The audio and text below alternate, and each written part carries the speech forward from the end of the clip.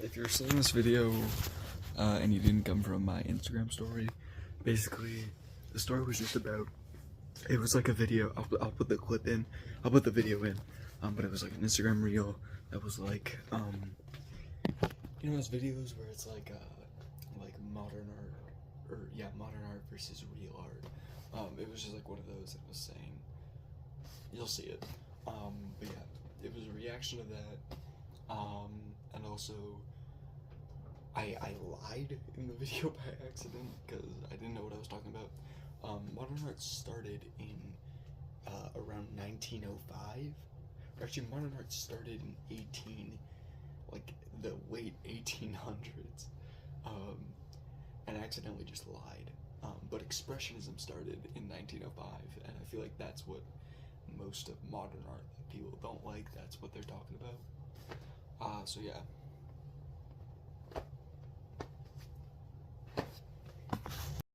This is propaganda. First of all, modern art versus real art. Modern art ended in the 70s. This is contemporary art. Second of all, these are not harmless or accidental videos. These are targeted and choreographed fascist propaganda, devaluing one type of art over another. In the end, devalues all types of art. Yes, even the ones that you like. The purpose of posting this sort of hit piece over and over again is to create a schism in the public and to subjugate all working artists in time, making way for the corporations to swoop in and replace even the real working artists with cheap AI slop that they don't have to think about or pay for. Fuck out of here with that. Here we go again.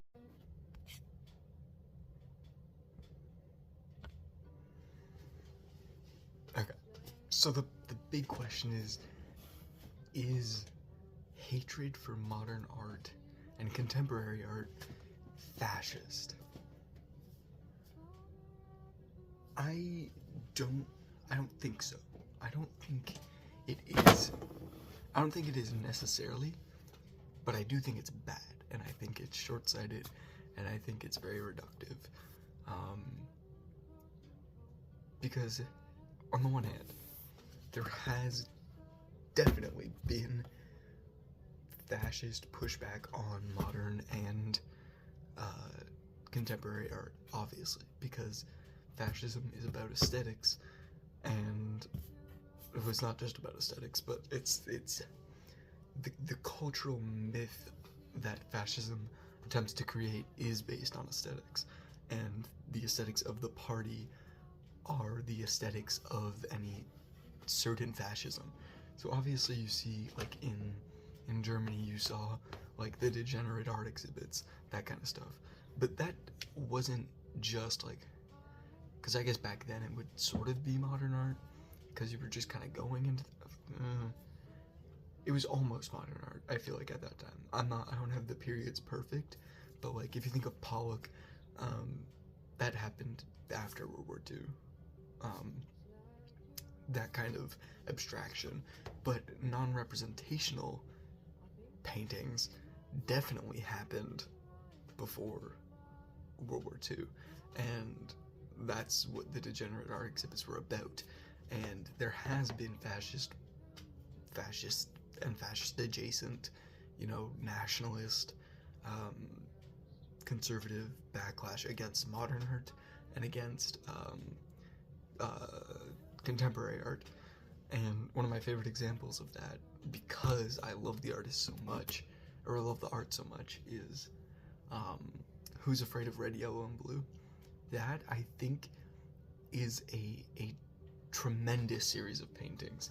I love those paintings. I think they're so interesting, and I think the backlash against them was also very interesting, because, and I know it's not the guy who made it, I always get them confused, but, like, artists like that, like the man who made that, and artists like Mark Rothko. I love Rothko too, because there's an art to the construction of the piece. Rothko mixed his paints in certain ways that they can't be replicated, Rothko's work notoriously has been hard to restore because of the way he mixed his paints. He mixed it with broken glass, he mixed it with sand, he mixed it with different binders, he mixed it with egg, he mixed it with all this different stuff that we can't replicate because we don't know how he mixed it.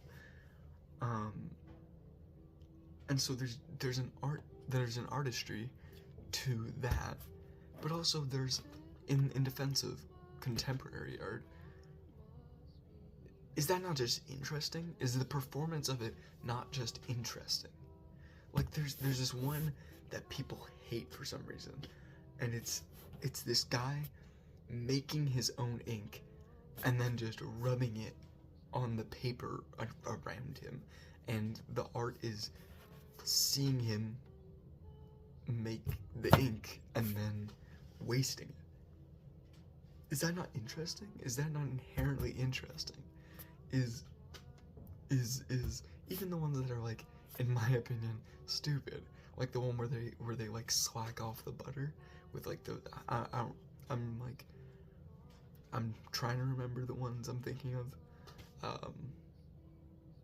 so I might get something wrong, but like there's this one I feel like where they just like whip a piece of butter and this butter just sloughs off. Even that, it's like I don't find anything in that. I don't think it's worth anything to me. But if I saw that in person, if I went and saw that in person, that is that not interesting? Is that not interesting at all? Does that hold no weight? And even some of the works they show in that video where they're like real art, there is a performance to it. Like there's this one painting, Regulus, where I forget the artist again, but back then they had these days called varnishing days where artists would, you know, put kind of the final finishing touches on their paintings in front of an audience and then varnish them, and that's why they were called varnishing days. But there was this one artist, and he painted Regulus and a few other, like, not a few other, a fair few other, but there's one where he painted a buoy in like this red, this like poppy red, in the middle of an ocean scene, and people say like that painting was not the same before varnishing day, and there was a performance to it. And with Regulus, he came in, and it was a depiction of the myth of Regulus, where, you know, they forced him to stare at the sun or something. I don't remember exactly, but it was a scene from Regulus's perspective, and on varnishing day, it started off as this normal Greco-Roman scene, you know, but then he comes in there and he scumbles these massive chunks and just globs of titanium white paint right where the sun should go, and I forget if this statement was made about Regulus or about the other painting with the buoy, but it was described as him shooting a gun in the studio, because everybody else was doing their varnishing and whatever, and here he was changing an essential part of the painting so quickly and so dramatically. Is that not performance? Is that not contemporary art in a way? Has performance not always been a part of making art? I think it's stupid to, would I say it's fascist? It can be, but I don't think it is. I think most of the time it's just people who are reactionary and don't appreciate that component of a work, and I think that's stupid, and I think